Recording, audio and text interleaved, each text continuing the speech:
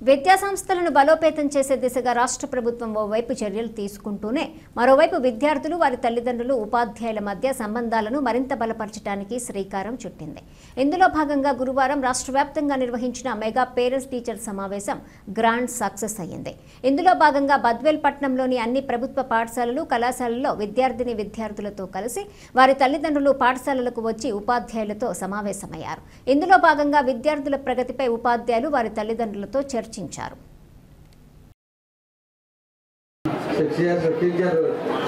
పని చేసిన తర్వాత గ్రూప్ 2లో రెవెన్యూ డిపార్ట్మెంట్ కాబట్టి నేను మన హెడ్ మాస్టర్ సార్ గుర్తు చేయకముందే ముందే వచ్చి ఆయన ఛాంబర్లో కూర్చున్నాను. ఈరోజు నాకు టీచర్గా పనిచేసిన తర్వాత నాకు స్కూల్ అంటే కొంచెం ఎక్కడ పోయినా నేను టీచర్స్తోనూ కొంచెం టచ్లో ఉంటాను, వాళ్ళతో కలిసిమెలిసి ఉంటాను.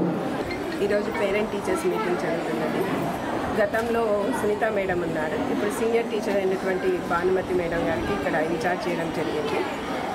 కాబట్టి తర్వాత నాకు తెలిసినంతలో నేను చేయాల్సిన విషయాలు చేయగలిగినవన్నీ చేస్తున్నాను.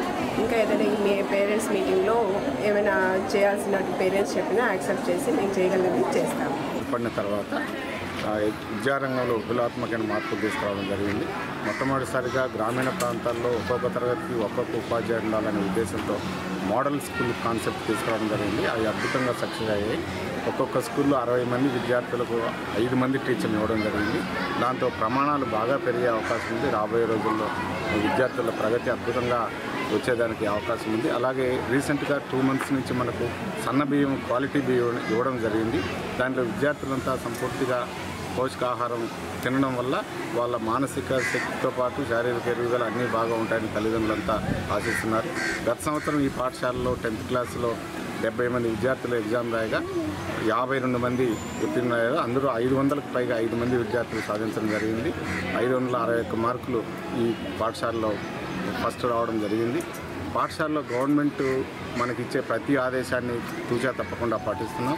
4 నుంచి 5 గంటల వరకు 10th క్లాస్ విద్యార్థులకు స్టడీ అవర్స్ పెట్టడం, అలాగే 6th విద్యార్థులకు రెడీనెస్ ప్రోగ్రామ్ కింద మనకు 2 పుస్తకాలు ఇవ్వడం జరిగింది.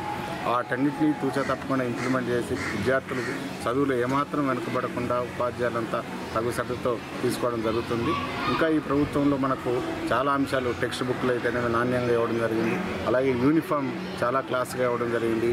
బ్యాగు, టెక్స్ట్ బుక్లు, యూనిఫామ్ అన్నీ పిల్లలకు సఫిషియెంట్గా ఇన్ టైంలో సప్లై చేయడం వల్ల మాకు ఎటువంటి ఇబ్బందులు లేకుండా పాఠశాలను సవ్యంగా నడుపుతామని తెలియజేస్తాం.